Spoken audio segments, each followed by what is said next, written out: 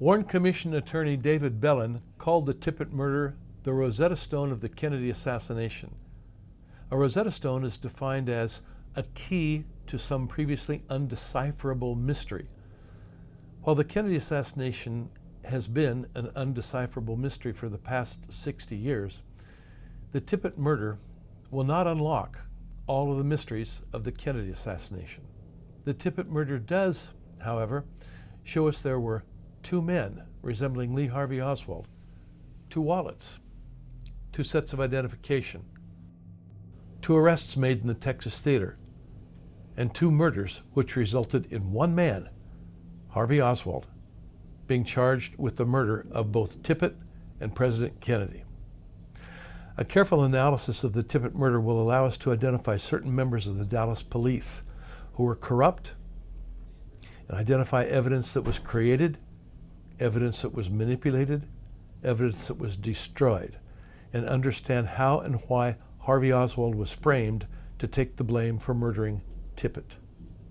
This pattern of corruption, cover-up, manipulation, and destruction of evidence by the Dallas police in the Tippit murder can help us decipher and understand a similar pattern of corruption, cover-up, manipulation, and destruction of evidence by the FBI and CIA in the assassination of President Kennedy. The Tippit murder clearly demonstrates that Harvey Oswald was framed by the Dallas police for the Tippit murder. The assassination of President Kennedy by a Russian-speaking Lee Harvey Oswald, a communist sympathizer, a defector to the Soviet Union, and a supporter of Castro in Cuba, who was set up and framed for the assassination of President Kennedy by the FBI and CIA, made him the perfect patsy. I'm just a patsy. Understanding the two Oswalds in the Tippit murder may indeed be the Rosetta Stone that allows us to see through the smoke and mirrors of the president's murder and subsequent cover-up that has persisted for 60 years. The Warren Commission version reads differently than this essay. After President Kennedy was shot, the Warren Commission tells us that Harvey Oswald left the book depository by way of the loading dock at the rear of the building. He then walked east on Elm, pounded on the door of the Marsalis bus while the bus was stopped in traffic. The bus driver, Cecil McWaters, opened the bus door and allowed Oswald to board. A few minutes later, with the bus stalled in traffic, Oswald asked for a transfer and got off the bus. Oswald then walked to the Greyhound bus station, got into a taxi, and rode to his rooming house on North Beckley Street. Oswald spent a few minutes changing clothes, picked up his pistol, and then walked out of the rooming house, zipping up his jacket. The Warren Commission says Oswald then walked to 10th and Patton, arriving about 1:16 p.m. A police officer pulled over to the curb. Oswald walked to the police car and began talking to the officer through the passenger side car window. As the police officer got out of the vehicle, Oswald shot him, then hurried south on Patton Street, turned right on Jefferson Boulevard, and hurried through a parking lot behind the Texaco station where he discarded his light-colored jacket. He then hurried west on Jefferson Boulevard and briefly ducked into a vestibule at Hardee's shoe store, where he was seen by store manager Johnny Brewer. Brewer saw Oswald walk west on Jefferson Boulevard and then sneak into the Texas Theater without purchasing a ticket. The Warren Commission says Brewer then asked the cashier, Julia Postal, if Oswald purchased a ticket. Brewer went into the theater looking for the man who had snuck into the theater. Brewer could not find the suspicious man, returned to the cashier, and told her to call the police. A few minutes later, the police arrived, arrested Oswald, and took him to jail. This is the Warren Commission's version of the Tippit murder. The details of the Tippit murder, the people involved, and their activities are very difficult to follow. Many people are involved, and they are going in different directions and doing different things at exactly the same time. Following these people and trying to remember their activities and locations in sequential order, minute by minute, can be frustrating. and confusing. The prearranged murder of Officer J.D. Tippit. It should come as no surprise that nearly everything that involved Harvey Oswald and Lee Oswald on November 22nd was pre-planned. Everything. Because nothing could be left to chance. Harvey Oswald allegedly bringing a long package to the book depository on the morning of November 22nd was pre-planned. Oswald working and leaving fingerprints on the 6th floor of the book depository was pre-planned. Oswald sitting in the lunchroom when Kennedy was shot alone was pre-planned. Oswald leaving quickly from the book depository, making it appear as his escape from leaving the building, was pre-planned. I do not believe that on the morning of November 22nd, when Harvey Oswald left the Payne home in Irving, Texas, he knew anything about the pre-planned assassination of President Kennedy. Nearly all of Oswald's movements and whereabouts on November 22nd were pre-planned. But Harvey Oswald knew nothing of these plans. He was simply following orders.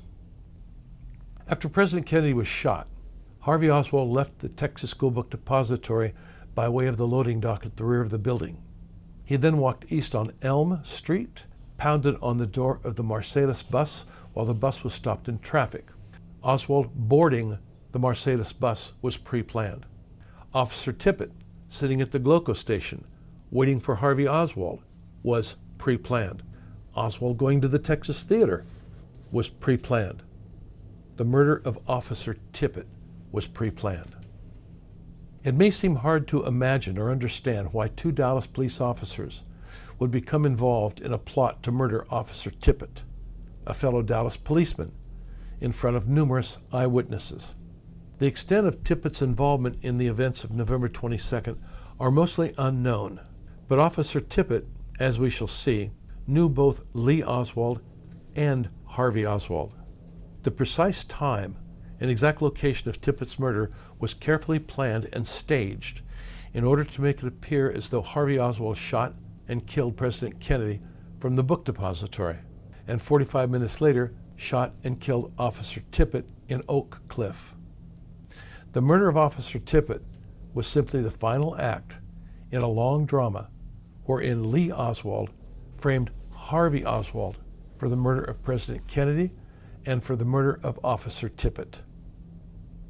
Officer Tippit was one of the few people who was familiar with both Lee Oswald and Harvey Oswald. 2 days before the assassination, on November 20th, Harvey Oswald left his rooming house at 1026 North Beckley, boarded the Beckley city bus, and at 8 a.m. arrived for work at the book depository. 2 hours later, at 10 a.m., Lee Oswald arrived at the Dobbs House restaurant, a small cafe located at 1221 North Beckley, 2 blocks north of Harvey Oswald's rooming house. Lee Oswald ordered coffee and eggs over light from waitress Mary Ada Dowling. Dallas Police Officer J.D. Tippit was sitting at a nearby table drinking coffee. Tippit worked the 7 a.m. to 3 p.m. shift in District 78 in South Oak Cliff, 6 miles south of the Dobbs House restaurant. When Mary Dowling served Oswald's breakfast, he complained that the eggs were cooked too hard, and he cursed at her.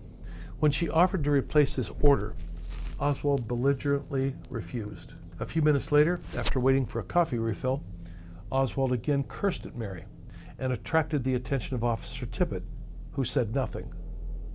Lee Oswald's rude mannerisms were also observed and remembered by Chef Dolores Harrison and restaurant owner Sam Rogers. The next time Lee Oswald and Officer Tippit were seen together was 2 days later, on the morning of November 22nd. First, when they were seen at the same time in the Top 10 record store, and later when they were talking to each other through the passenger side car window of Tippit's patrol car near 10th and Patton. After finishing breakfast at the Dobbs House, Lee Oswald was next seen at the Beckley Street entrance to the R.L. Thornton Expressway, a mile south of the restaurant. Ralph Leon Yates was a 27-year-old refrigeration serviceman who worked for the Texas Butcher Supply Company at 2038 Commerce Street in Dallas. Yates was returning from Charlie Jordan's meat market in Oak Cliff when he spotted a man attempting to secure a ride toward downtown Dallas. Yates stopped to pick up the man, who was carrying a 4 to 4.5 foot long package wrapped in brown paper. Yates told the man he could put the package in the back of the truck, but the man said the package contained curtain rods, and he preferred to carry it in the cab of the truck. As they drove towards downtown area, the hitchhiker asked Yates if he thought a man could be shot from a window in a tall building. Yates, somewhat surprised, said that it would be possible if a man had a good rifle with a scope and was a good shot. The hitchhiker then pulled out a photograph that showed a man holding a rifle and asked Yates if he thought the president could be killed with an identical rifle. Yates glanced at the picture and recalled the photograph was the same man sitting in his truck.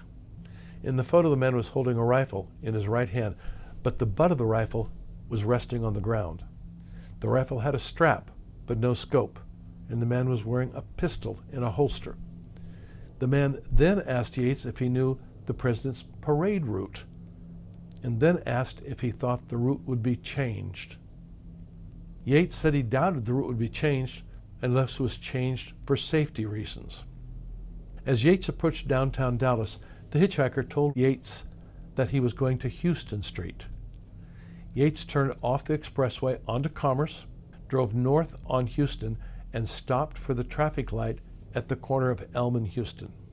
The hitchhiker got out of the truck, and Yates watched as the man crossed Elm Street and continued north on Houston.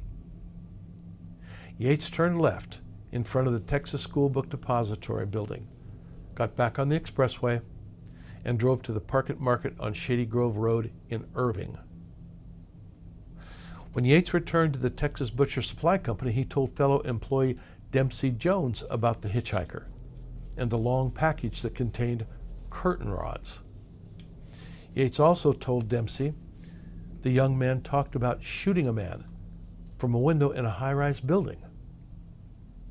This young man was Lee Oswald, who was once again impersonating HARVEY Oswald. But on this occasion, it was only 2 days before the assassination of President Kennedy.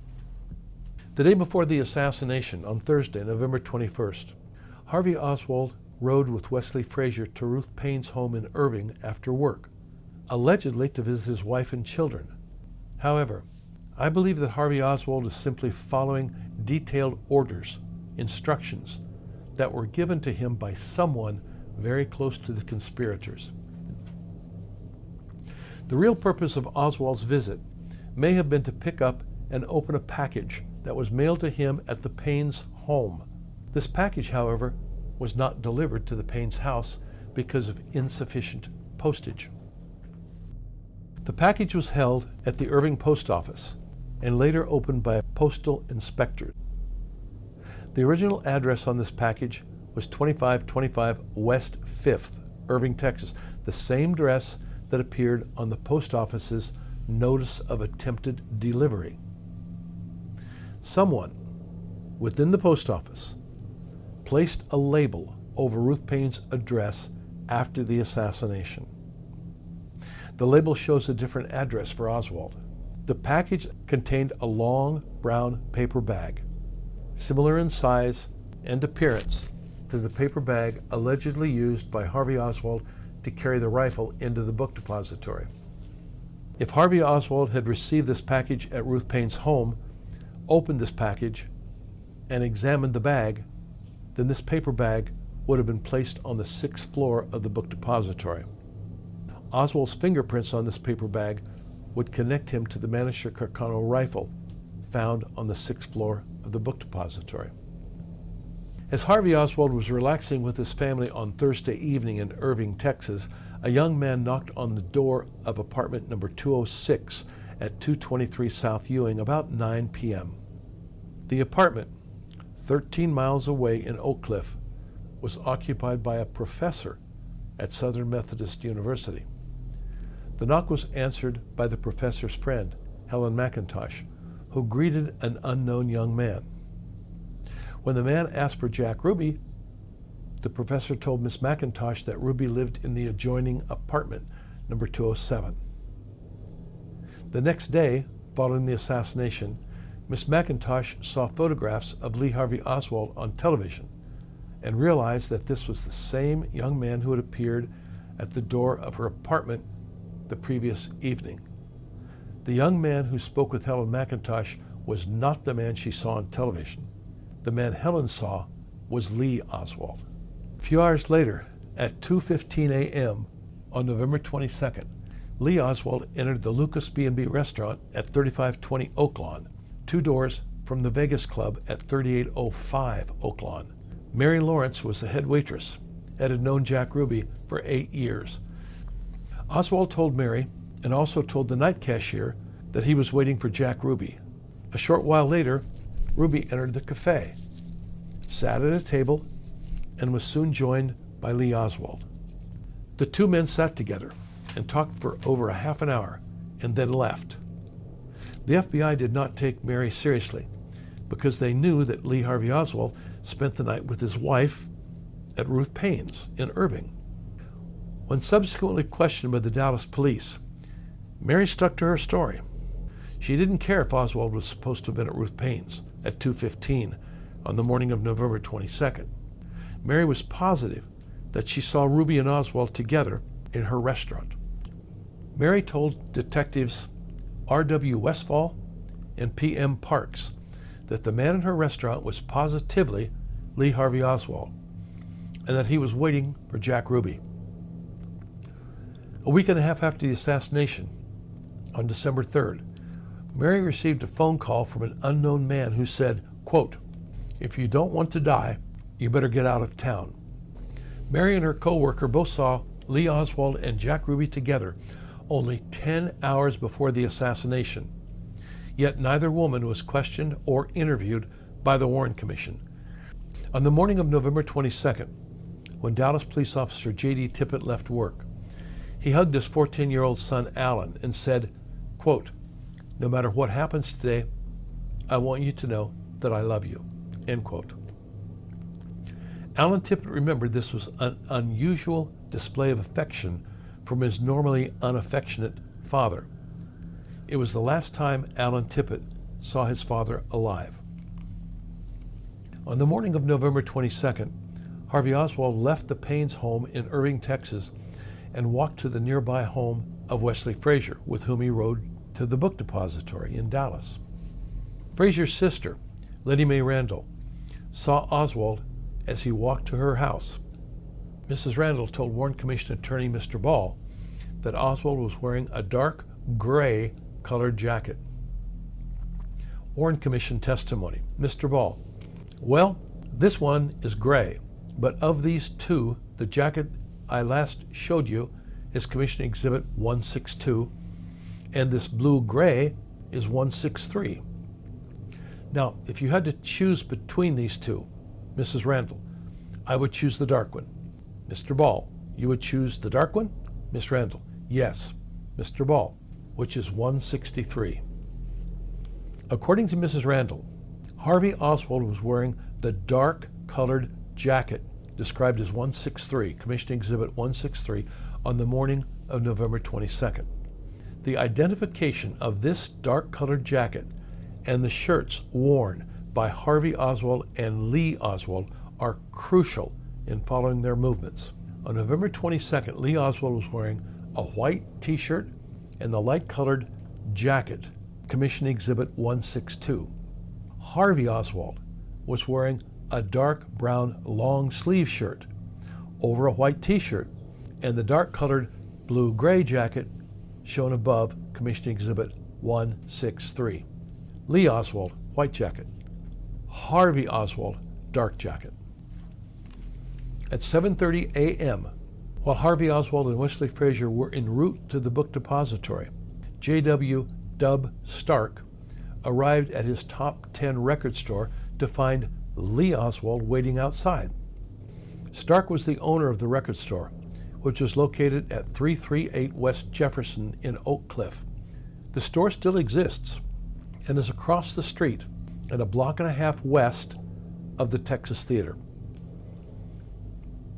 After opening the store, Dub Stark sold Oswald a ticket to the Dick Clark show, Caravan of Stars, which was to be held at the Dallas Municipal Auditorium that evening. Lee Oswald left the store but returned a short time later and purchased another ticket for the same show. During Oswald's second visit, Police Officer J.D. Tippit was also in the store, but did not speak with Oswald. This information about Oswald, Tippit, and the Top 10 record store was provided by FBI agent Carl Walters in a memo he wrote to the special agent in charge of the Dallas office. The memo read, "On December 3rd, 1963, Mr. John D. Whitten telephonically advised that he heard Lee Harvey Oswald was in the Top 10 record store on Jefferson Boulevard on the morning of November 22nd. Oswald bought a ticket of some kind and left. Then sometime later, Oswald returned to the record shop and wanted to buy another ticket." News reporter Earl Goltz confirmed this story during an interview with Dub Stark, the owner of the Top 10 record store. At 9:30 a.m., while Harvey Oswald was working at the book depository, Lee Oswald entered the Jiffy store at 310 South Industrial Boulevard, 1 mile southwest of the book depository. When Lee Oswald brought 2 beers to the checkout counter, the store clerk, Fred Moore, asked Oswald for identification. Lee Oswald said, "Sure, I got ID." He removed a Texas driver's license from his billfold and showed it to Moore.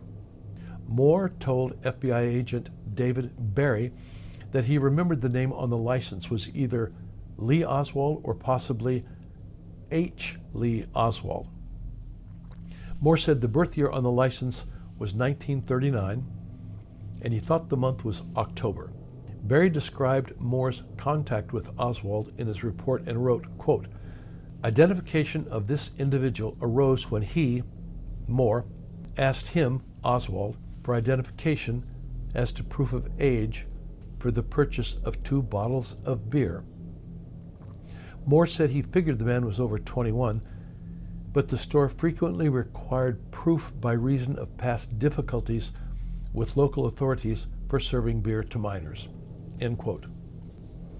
Store clerk Moore told Agent Berry, quote, "Oswald returned in less than a half an hour to buy another beer and 2 pieces of pico brittle at 5 cents each, which he consumed on the premises." End quote.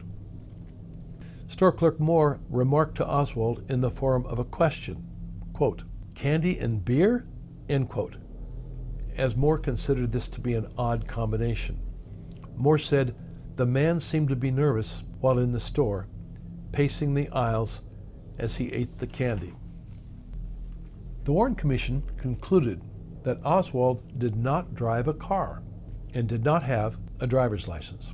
However, 5 days after the assassination, Lee Oswald's driver's license turned up at the Texas Department of Public Safety in Austin. Aletha Frere was an employee who worked in the License Records Department, which was responsible for IBM computer records of all driver's licenses issued in the state of Texas. 5 days after the assassination, on November 22nd, Lee Oswald's well-worn driver's license came into her division.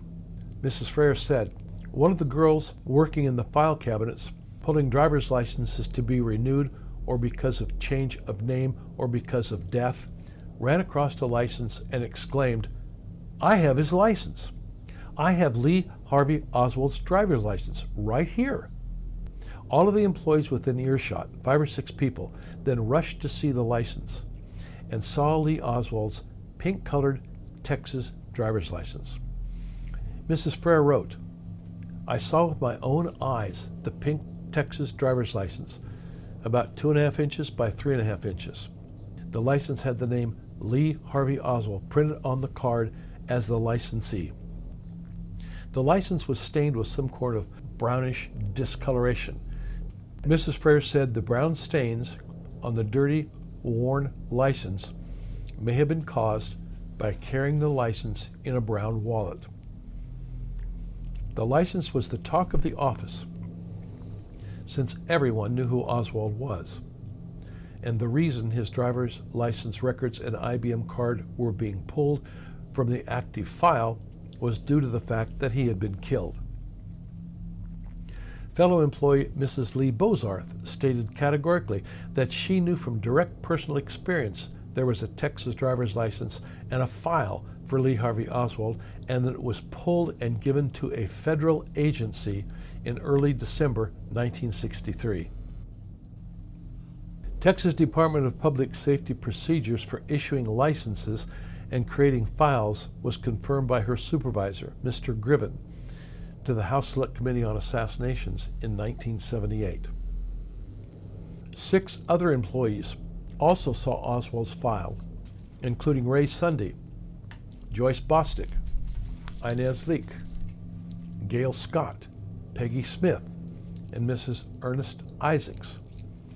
In 1978, House Select Committee investigator Gary Sanders contacted the Texas Department of Public Safety for information about Oswald's driver's license.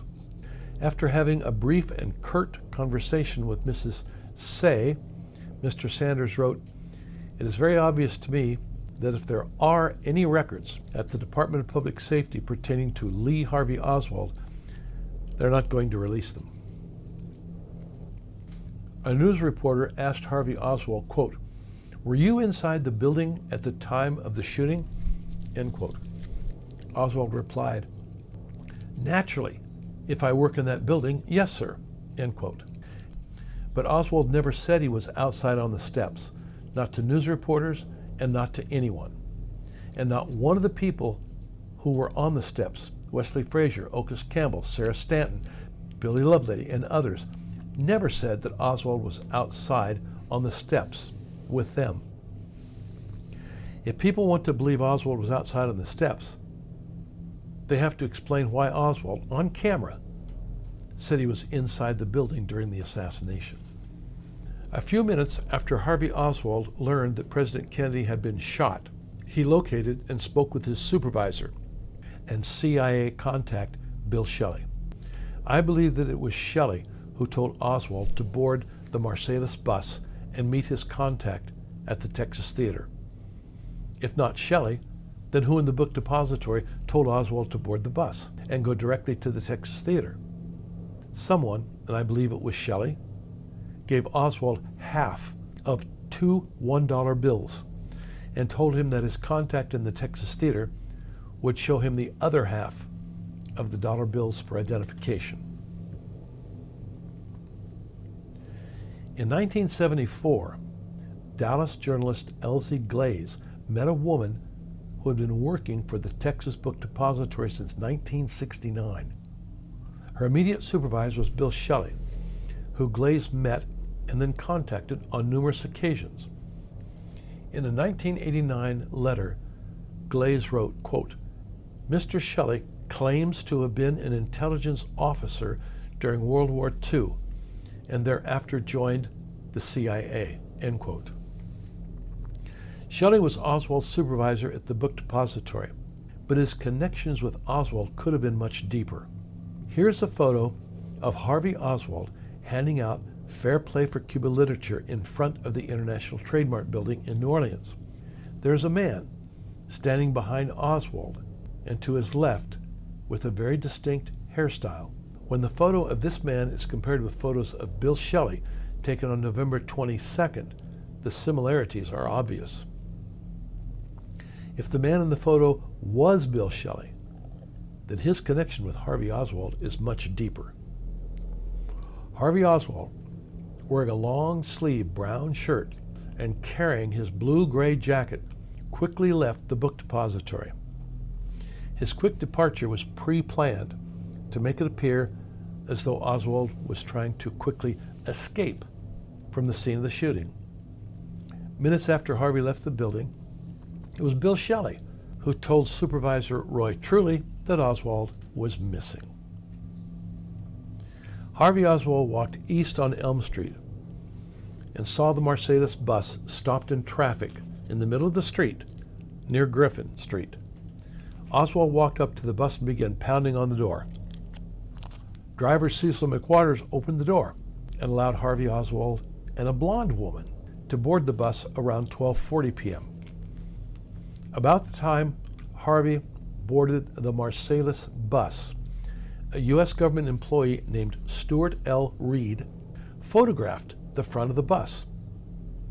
Reed was a 30-year U.S. Army veteran who was then living in Panama, managing civilian employees under the auspices of the U.S. Army, which was in charge of the Panama Canal. Why would a U.S. government employee living and working in Panama travel to Dallas, Texas, and photograph the front of a nondescript city bus? The Marsalis bus was soon stalled in traffic, and about 4 minutes later, Harvey Oswald got up from his seat, obtained a bus transfer, and left the bus via the front door. The blonde woman left the bus at the same time through the rear door.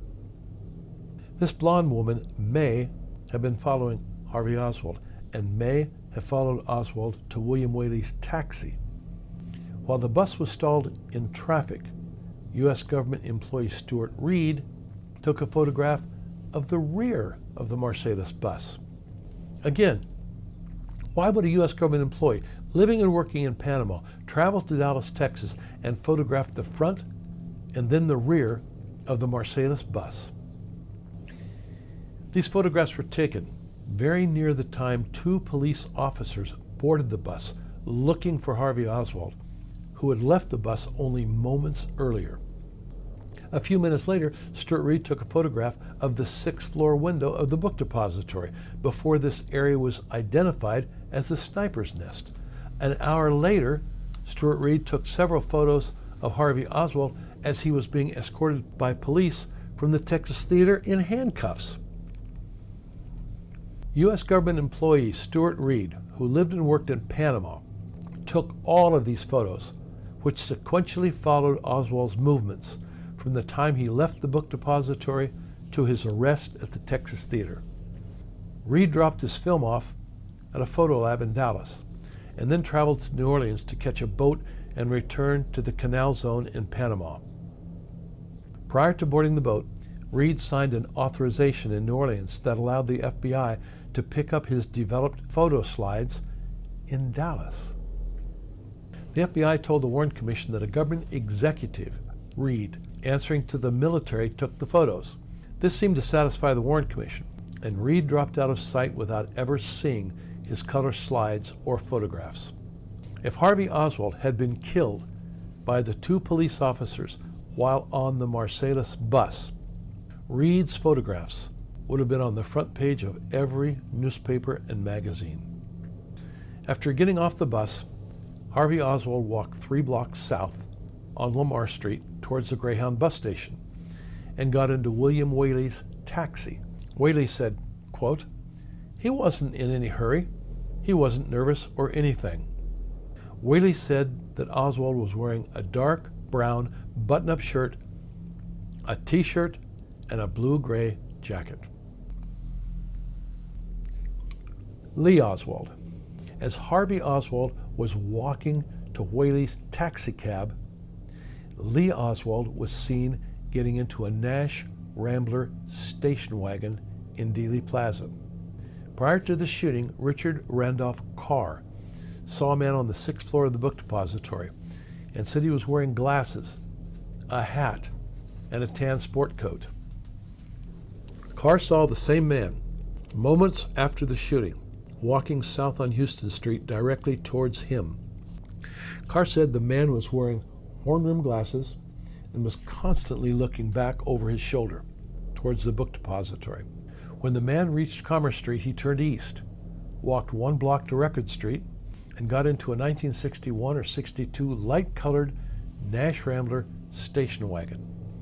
The car was parked near the intersection of Commerce and Record, facing north. The station wagon was last seen by Mr. Carr heading north on Record Street towards Elm Street, 1 block east of the book depository.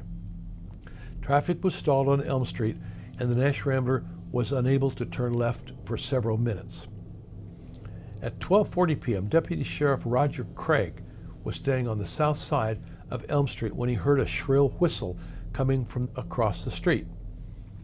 Craig saw a man with sandy brown hair, wearing faded blue trousers and a light-colored shirt, hurrying towards the street. A light green Nash Rambler station wagon with a chrome luggage rack, driven by a husky Latin man with short dark hair, was moving slowly west on Elm Street.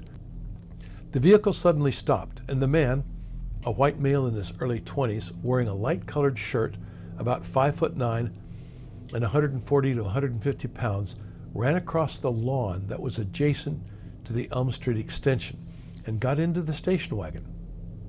Craig was unable to cross Elm Street due to heavy traffic and watched as the car drove west on Elm under the triple underpass and headed in the direction of Oak Cliff.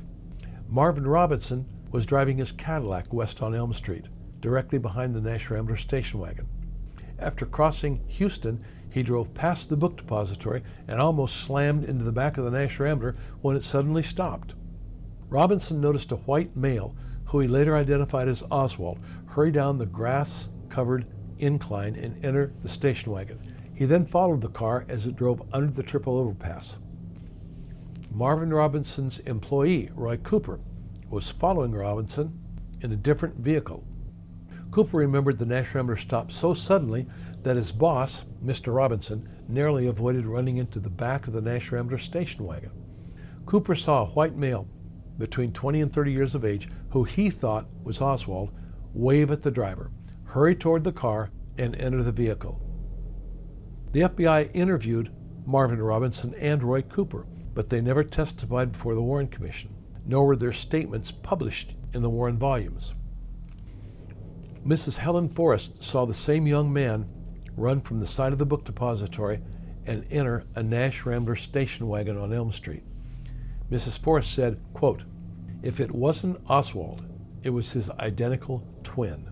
Mrs. Forrest was the first and only witness in Dealey Plaza to identify the man in the white shirt as Oswald, or his identical twin. Another witness, James Pennington, also saw the same man in a white shirt run from the side of the book depository and enter a Nash Rambler station wagon. After viewing photographs of Oswald on television, Pennington identified the man he saw get into the station wagon as Lee Harvey Oswald. These eyewitnesses, Craig, Robinson, Cooper, Forrest, Pennington, saw a man who looked very much like Harvey Oswald. But this man was not Harvey Oswald, who was later arrested by the police and shot and killed 2 days later by Jack Ruby. These witnesses saw Lee Oswald, the man who had been impersonating Harvey Oswald for several months for the purpose of setting him up as a patsy. Photographer Jim Murray took a picture of the crowd standing in front of the book depository and also captured the Hertz sign on the top of the book depository, which read 12:40 p.m. Murray's photo shows a man standing on the south side of Elm Street wearing a light-colored shirt and looking at the light-colored Nash Rambler station wagon. Deputy Sheriff Roger Craig can be seen standing on the east side of Elm Street, observing the man as he approaches the car. Craig described the driver to the Warren Commission, quote, "Now he struck me at first as being a colored male. He was very dark complected, had real dark short hair, and was wearing a thin, white-looking jacket. It looked like the short windbreaker type, because it was real thin and had the collar that came out over the shoulder, and that just a short jacket." Lee Oswald left Dealey Plaza at 12:40 p.m. wearing a white t-shirt. 15 minutes later, he was seen wearing a white Eisenhower-type jacket on 10th Street and carrying a .38 revolver. It is possible the jacket and the revolver were given to Oswald by the driver of the Nash Rambler station wagon. It's also possible that Lee Oswald picked up these items from Jack Ruby's apartment. A few minutes before 1 p.m., Lee Oswald was seen walking west, past the 10th Street barber shop, only 3 blocks from Jack Ruby's apartment. A minute later, Lee Oswald was walking west on 10th Street, 4 blocks from his prearranged meeting at 1 o'clock p.m. with Dallas Police Captain W.R. Westbrook and Officer Tippit. It may seem hard to imagine or understand why two Dallas police officers would become involved in a plot to murder a fellow uniformed Dallas policeman in broad daylight in front of numerous eyewitnesses. However, as the following evidence will show, the murder of Dallas Police Officer Tippit was pre-arranged, as was Oswald's pre-arranged trip to the Texas Theater, and involved Lee Oswald and two or more Dallas police officers. One of those police officers was 45-year-old Captain William Ralph Westbrook. In 1963, Captain Westbrook was 45 years old and in charge of personnel at Dallas Police Headquarters. He had his own office, worked at a desk, and dressed in plain clothes. Westbrook's work on a day-to-day basis was more like a civilian than a police officer. Westbrook told the Warren Commission, quote, "At the present time, I am personnel officer. We conduct all background investigations of applicants, both civilian and police. We investigate all personal complaints, not all of them, but the major ones," end quote. On November 22nd, around 12:31 p.m., Mrs. Kinney, one of the police dispatchers, came into Westbrook's office and told him that shots had been fired at President Kennedy. Westbrook sent officers from his personnel office, Sergeant Stringer and Carver, and possibly Joe Fields and H.L. McGee, to the Texas Book Depository. But how did Westbrook know to send his officers directly to the Texas School Book Depository when the earliest police dispatches reported gunshots from the Grassy Knoll area? Westbrook told the Warren Commission that he walked down the hall spreading the word and telling other people that they needed some men down there at the book depository, and then almost everyone left. Westbrook said he, quote, "sat around," end quote, for a while, and then decided to walk to Dealey Plaza. Westbrook told the Warren Commission there wasn't a police car available to drive him to the book depository. But this was the first of many lies that Westbrook told the Warren Commission. Dallas Police Car number 207, assigned to Officer Jimmy Valentine, was in the basement parking area, as were other police cars. Westbrook told the Warren Commission that while walking from the police station to the book depository, he stopped along the way to listen to transistor radio reports. This was the first of many lies that Westbrook told the Warren Commission, and Westbrook's lies can be read and understood again and again in his testimony. Westbrook told the Warren Commission, quote, "After we reached the building." Now notice that Westbrook said we, plural, yet he told the Warren Commission he walked by himself to the book depository. "I contacted my sergeant, Stringer, and he was standing in front, and so then I went into the building to help start the search." Westbrook said he went into the building to help start the search, but when Westbrook finally arrived, police had already been searching the book depository. Westbrook then said, "I was on the first floor, and I walked down an aisle and opened a door onto an outside loading dock. And when I came out onto this dock, one of the men hollered and said there'd been an officer killed in Oak Cliff." Captain Westbrook's Warren Commission testimony aside, his whereabouts from the time he was last seen at police headquarters around 12:35 p.m. to his arrival at the book depository around 1:20 p.m. are unknown. His story of walking alone to the book depository after the President of the United States was shot is nearly impossible to believe, and there's no proof that Westbrook ever walked to Dealey Plaza or was ever in the book depository. But Westbrook's story, as we shall see, is full of lies, but it gave him an alibi to account for 40 to 50 minutes of his time. The purpose of my work is to determine the likely whereabouts of Captain Westbrook and his accomplice, Reserve Officer Sergeant Kenneth Croy, and their whereabouts from 12:35 through 1:20 p.m. on the afternoon of November 22nd. Sergeant Kenneth Croy was an unpaid, voluntary reserve officer with the Dallas Police. As a reserve officer, Croy was not allowed to carry a gun and could carry only a nightstick. I believe Dallas Police Reserve Officer Sergeant Kenneth Croy was with Westbrook during Westbrook's missing 40 to 50 minutes. Croy was 26 years old, separated from his wife, and living with his parents on November 22nd. Croy told the Warren Commission that when President Kennedy was shot, he was sitting in his car at City Hall, the same location and the same time that Westbrook was at City Hall, police headquarters. Croy said that after he learned that shots were fired at President Kennedy, he left the police station and began to drive his car home. Croy told the Warren Commission that in downtown Dallas he was, quote, hemmed in from both sides by traffic on Main and Griffin for about 20 minutes. He testified that he then drove past the courthouse on Elm Street and asked police officers, whose names he did not know, if he could be of any assistance. Croy said that after the officers said no, that he proceeded to drive home. Croy would have us believe that after shots were fired at the president, he left the police station and was told by unknown police officers that his services were not needed, when many off-duty police officers were called at home and told to report for duty. Croy testified that while talking with police officers in front of the courthouse, his estranged wife pulled up beside me in her car. They began talking and then decided to go to lunch at Austin's barbecue, even though Croy and his wife were separated. But first, Croy said that he needed to change clothes at his parents' home.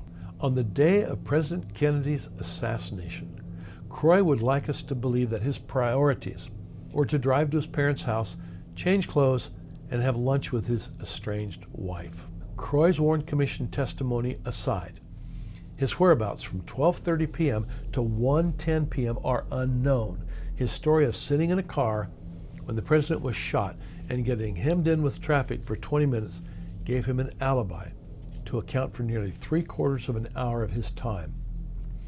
Croy would like us to believe that on the day the President of the United States was killed, one of the most memorable days of the century, he decided to have lunch with his estranged wife and go home. I do not believe that Westbrook walked to Dealey Plaza, nor do I believe Westbrook was in the book depository. I do not believe that Croy spoke with police officers in front of the courthouse, or had lunch with his wife, or went home to change clothes. I believe that Westbrook and Croy's stories and lies to the Warren Commission were an attempt to hide their real activities following the assassination of President Kennedy. I believe that around 12:37, Westbrook, along with Croy, drove to Dealey Plaza and parked Westbrook's unmarked dark blue police car near the book depository. After work, HARVEY Oswald usually boarded the Beckley bus next to the book depository.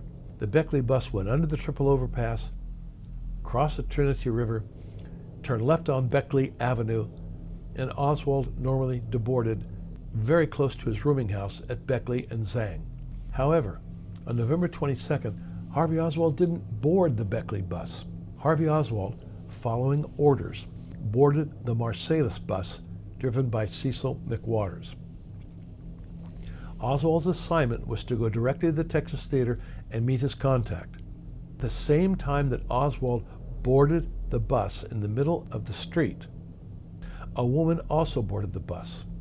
The Marsalis bus route was to turn left on Houston Street at the book depository, continue south on Houston Street, turn right, cross the Trinity River on the Houston Street Viaduct, and then turn left on Marsalis Avenue towards Jefferson Boulevard. That's the bus route. It appears that Harvey's intention may have been to deboard the bus when the bus stopped at Marsalis Street and Zang Boulevard, which was directly across the street from the Gloco station where Officer Tippit was sitting in his squad car. I believe that HARVEY Oswald was told that a police officer would be waiting at the Gloco station to pick him up and drive him to the theater. Tippit's assignment may have been to pick up HARVEY Oswald, drive him to the Texas Theater, and then meet up with Captain Westbrook and Lee Oswald for their prearranged meeting at 1 p.m. at 10th and Patton. Bus driver McWaters told the Warren Commission, quote, "As I left Field Street, it is just a short distance onto Griffin, and that is when someone, a man, came up and knocked on the door of the bus, and I opened the bus door and he got on." And that's about 7 or 8 blocks from the book depository building. I didn't pay any particular attention to him. He was just, to me, dressed in what I would call work clothes. Some type of little old jacket on, I would say a cloth jacket. He just paid his fare, sat down on the second seat on the right. So Harvey Oswald's destination was the Texas Theater, where he was likely told that he was to meet up with a contact in the darkened theater sometime after 1 o'clock. A few minutes after Harvey Oswald boarded the Marsalis bus, it became stalled in traffic. McWaters said, quote, "Well, I was sitting in the bus. There was some gentleman in front of me in a car, and he came back and walked up to the bus, and I opened the door, and he said, 'I overheard on my radio in my car that the president has been,' I believe he used the word, 'has been shot,'" end quote. McWaters then said, quote, "That is when the gentleman decided he would get off the bus," end quote. Oswald got up from his seat, asked for a bus transfer, put the transfer in his shirt pocket, and got off the bus in the middle of the block near Poydras and Lamar. The woman who boarded the bus at the same time Oswald boarded the bus also requested a transfer and left the bus the same time as Oswald. The bus transfer that McWaters gave to Harvey Oswald was found by police in Harvey Oswald's shirt 3 hours later, around 4:45 p.m. The police contacted the Dallas Transit Company and spoke with a supervisor who identified Cecil McWaters as the driver who issued the transfer. 2 hours later, while driving the Marsalis bus past City Hall, McWaters was stopped by the police. McWaters told the Warren Commission, quote, "Well, they, Dallas police, stopped me. It was, I would say, around 6:15 or somewhere around 6:15 or 6:20 that afternoon. They told me they had a transfer that I had issued that was cut out for Lamar Street at 1 o'clock, and they wanted to know if I knew anything about it. And I, after I looked at the transfer and my punch, said, yes, that is the transfer I issued because it had my punch mark on it. The superintendent has a list. In other words, it would be just like this, and every man has a punch, and he has his name and everything. In other words, if anyone calls in about a transfer or anything, I mean one brings one in, he can look at it right down the list by the punch mark and tell whose punch it is and who it's registered to," end quote. After leaving McWaters' bus, Harvey Oswald walked south on Lamar Street to the Greyhound bus depot. Taxi driver William Whaley saw Oswald and told the Warren Commission, "He was just walking south on Lamar from Commerce Street when I saw him. He was dressed in just ordinary work clothes. It wasn't khaki pants, but they were khaki material, blue faded color, like a blue uniform made in khaki. Then he had on a brown shirt with a little silver-like stripe on it, and he had some kind of a jacket. I didn't notice very close, but I think it was a work jacket that almost matched his pants. The blue-gray jacket, Commission Exhibit 163. His shirt opened 3 buttons down here. He said, 'May I have the cab?' And instead of opening the back door, he opened the front door, which is allowable there, and he got in. And about that time, an old lady, I think she was an old lady, I don't remember nothing, but her sticking her head down past him in the door and said, 'Driver, will you call me a cab down here?' Oswald said, 'I'll let you have this one.' And she said, 'No, the driver can call me one.' Now, I have wondered for years if this woman was the same woman who got on the bus and off the bus the same time as Harvey Oswald. If yes, then she was following Oswald." McWaters continued, "I asked him where he wanted to go, and he said 500 North Beckley.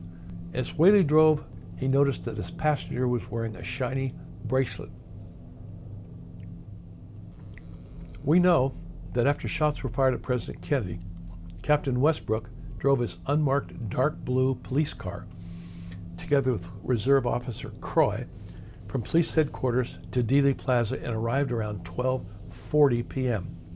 Westbrook knew that Harvey Oswald, according to plan, was supposed to be on Cecil McWaters' bus. Westbrook also knew that Officer Tippit was waiting for Harvey Oswald to arrive on the Marsalis bus at or near the Gloco station. I believe that after Westbrook parked his dark blue, unmarked police car, he saw the Marsalis bus stop near the book depository. Westbrook and Croy boarded this bus looking for Harvey Oswald, but they didn't know that only a few minutes earlier, Oswald had deboarded the bus. Roy Milton Jones, passenger on McWaters' bus, told the FBI that 2 police officers came on the bus and searched passengers for weapons only a few minutes after a young man, Harvey Oswald, got off the bus. Jones said this man was wearing a light blue jacket and gray khaki pants. The presence of 2 police officers boarding McWater's bus was not discussed nor investigated by the Warren Commission, nor by the FBI, nor by the Dallas police. After failing to locate Harvey Oswald on the bus, Captain Westbrook now knew that Harvey Oswald would not be meeting up with Officer Tippit at or near the Gloco station. Where was Harvey Oswald? Why did he get off the bus? Westbrook now had to locate Harvey Oswald and make sure that he arrived at the Texas Theater. Only 10 minutes after the President of the United States was murdered, Officer Tippit was sitting in his patrol car at the Gloco station, watching traffic cross the viaduct from Dallas to Oak Cliff. It's obvious that Tippit was following orders, probably from Westbrook, and was somehow involved in the conspiracy. Tippit knew Lee Oswald, and he knew Harvey Oswald or knew about him. I believe that on November 22nd, Officer Tippit was told that his assignment was to make sure that both young men arrived safely at the Texas Theater. First, Harvey Oswald, who he was supposed to meet at the bus stop across from the Gloco station, and then Lee Oswald, who he was supposed to meet near 10th and Patton. Around 12:45, as J.D. was driving Harvey Oswald in his taxi, Dallas Police Officer Tippit was observed by 5 witnesses sitting in his patrol car at the Gloco station watching traffic. The Gloco station was at 1502 North Zang, just across the Trinity River from downtown Dallas, via the Houston Street Viaduct. The 5 witnesses who saw Tippit sitting in his patrol car were photographer Al Volkland, his wife Lou, and 3 employees of the Gloco station, Tom Mullins, Emmett Hollingsworth, and J.B. Shorty Lewis. They all knew Tippit personally. The author believes that Tippit was waiting for Harvey Oswald to arrive on the Marsalis bus, which turned left from Zang onto Marsalis Avenue and then stopped, allowing passengers to deboard. But when Harvey Oswald did not get off the bus at either Marsalis Avenue or Jefferson Boulevard, Tippit knew there was a problem. Unknown to Tippit, Harvey Oswald had already deboarded the Marsalis bus on Elm Street in Dallas. So around 12:52, 12:53, Tippit quickly left the Gloco station, hurried south on Lancaster, and was likely following and monitoring McWater's bus as it drove south on Marsalis. Tippit's route from the Gloco station to Jefferson Boulevard, Tippit was following the bus because he wanted to see if, when, and where Harvey Oswald would get off the bus at Marsalis. At 12:54, Tippit was driving his patrol car south on Lancaster, following the Marsalis bus, and reported his position to the dispatcher as Lancaster and 8th. After the Marsalis bus turned left on Jefferson with no sign of Harvey Oswald, Tippit knew there was a problem. Tippit turned right on Jefferson Boulevard and hurried to the Top 10 record store. Tippit was known to store employees and asked to use the telephone, probably trying to contact Captain Westbrook. Tippit was in a hurry, and after asking a few customers to step aside, he placed a phone call. A minute later, apparently with no answer, Tippit hung up the phone and hurried to his police car. He began driving to 10th and Patton for his 1 o'clock meeting with Westbrook and Lee Oswald. Around the time Tippit left the Gloco station, taxi driver Whaley had already driven past the Gloco station. Whaley continued on Zang, turned left on Beckley, and drove past Oswald's rooming house. Whaley said, quote, "When I got pretty close to the 500 block on Netchess and North Beckley, which is the 500 block, Oswald said, 'This will do fine.' And I pulled over to the curb right there. He gave me a $1 bill. The trip was 95 cents. He gave me a $1 bill and didn't say anything, just got out, closed the door, walked around the front of the cab over to the other side of the street. Of course, traffic was moving through there, and I put it in gear and moved on. That's the last I saw of him," end quote. As Whaley was driving Oswald to his rooming house, Officer Jimmy Valentine left Dallas Police Headquarters in Police Car 207 and drove Officer Jerry Hill and Dallas Morning News reporter Jim Ewell to the book depository, arriving around 12:50 p.m. After Westbrook failed to find Harvey Oswald on the Marsalis bus, He needed to locate Harvey Oswald and make sure that he arrived at the Texas Theater. The most likely place for Harvey Oswald was his rooming house on North Beckley. But Westbrook dared not drive his unmarked dark blue police car in Oak Cliff.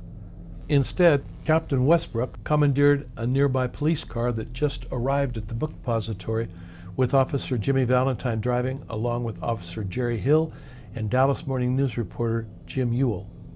Ewell said, quote, "This officer, Jimmy Valentine, drove us back from east to west through downtown on the most circuitous route I can recall, and we were back there at the school book depository probably in less than 2 minutes.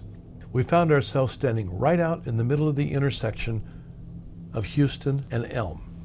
Captain Westbrook, along with Sergeant Croy, commandeered Police Car 207 and drove directly to Oswald's rooming house in Oak Cliff, hoping to locate Harvey Oswald. I believe Captain Westbrook and Croy were the two police officers seen by Earlene Roberts driving slowly past 1026 North Beckley, honking their horn while Oswald was in his room changing clothes. Mrs. Roberts saw the car and told the FBI the police car was number 207 with 2 occupants. It is important to question and wonder why anyone in the Dallas police would have any reason to personally know or be acquainted with Harvey Oswald prior to November 22nd, and to know where he was living. Captain Westbrook knew all about Harvey Oswald because Westbrook was involved in the prearranged plan to murder Officer Tippit and then blame Harvey Oswald for Tippit's murder and for the murder of President Kennedy. When Earlene Roberts heard a car honking the horn, she looked out the window, saw a police car, and told the FBI the police car was number 207. The occupants of car 207 were not only co-conspirators, they were a direct link to the people who conspired to murder President Kennedy. Earlene Roberts' identification of police car 207 driving past 1026 North Beckley at 1 p.m. and honking the horn was a very serious problem. How would the Dallas police explain 2 of their officers driving past the rooming house of the man accused of killing President Kennedy only a half an hour earlier? Who were these 2 officers? Who ordered them to 1026 North Beckley? Officer Jimmy Valentine had the keys to car 207 and would only have given the keys to a fellow police officer, and Valentine would have known their identity. But Jimmy Valentine was never investigated, nor questioned. Why not? Valentine should have been interviewed by Dallas Police Internal Affairs, the FBI, the Secret Service, and or the Warren Commission, and asked who borrowed his squad car that afternoon. Valentine should have provided a written statement or affidavit as to either the location of car 207 or the officer to whom he gave the keys to car 207 prior to 1:00 p.m. on November 22nd. The opportunity to identify and connect the police officers in car 207 with Harvey Oswald was lost, and I believe it was intentionally lost. To resolve this problem, the Warren Commission requested Dallas Police Chief Jesse Curry to determine the whereabouts of car 207 at 1:00 p.m. A brief letter of explanation was prepared and given to Chief Curry, who then forwarded this letter to the Warren Commission. This letter of explanation claimed that car 207 was parked at the book depository all afternoon, but this letter was not prepared or signed by the Department of Internal Affairs, nor by Jimmy Valentine, or his sergeant, or his lieutenant, or his platoon commander, Captain Cecil Talbert. This letter was prepared and signed by the man in charge of the personnel department, Captain Westbrook, the man who I believe drove car 207 past Oswald's rooming house that was seen by Earlene Roberts.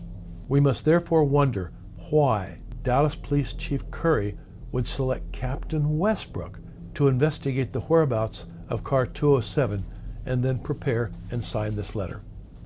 Officer Jimmy Valentine was not interviewed by the Warren Commission, and there is no confirmation that Valentine gave the car keys to his sergeant, Sergeant Putnam, or anyone. When Putnam was interviewed by the Warren Commission, he was not asked, nor did he offer any information relating to keys to police cars given to him at the book depository. Putnam told the Warren Commission, quote, he assisted in covering the book depository building and aiding in searching the building. After getting out of Whaley's taxi, Harvey Oswald walked to his rooming house, arrived a minute or two before 1 p.m. According to housekeeper Earlene Roberts, Oswald arrived, quote, in his shirt sleeves. On November 22nd, we need to remember that Harvey Oswald wore his blue-gray jacket to Wesley Frazier's house in Irving, wore this jacket when he arrived at the book depository, wore the same jacket on McWater's bus, and wore the same jacket in Whaley's taxi. Oswald was likely carrying his blue-gray zippered jacket in hand when he arrived at the boarding house. Harvey Oswald spent a minute or two changing his pants and his work shirt, t-shirt, before leaving. Housekeeper Roberts saw Oswald as he left the rooming house. She said, "I noticed he had a jacket he was putting on. I recall the jacket was dark color, and it was the type that zips up the front." Mrs. Roberts last saw Oswald near the corner of Beckley and Zhang on the right side of the rooming house. We know that Oswald was arrested for killing Officer Tippit, but Captain Fritz, in charge of the homicide department, never asked Oswald a single question about the Tippit murder. Nobody knew how or when Oswald arrived at 10th and Patton and met up with Officer Tippit. The Dallas police interviewed many residents in Oak Cliff to determine if anyone had seen Oswald walking toward 10th and Patton, but not one resident saw Oswald walking anywhere in Oak Cliff on the afternoon of November 22nd. It is obvious that Harvey Oswald never walked or arrived at 10th and Patton, but somehow he arrived at the Texas Theater at 1:07 p.m., only a few minutes after he was last seen standing on the corner of Beckley and Zhang.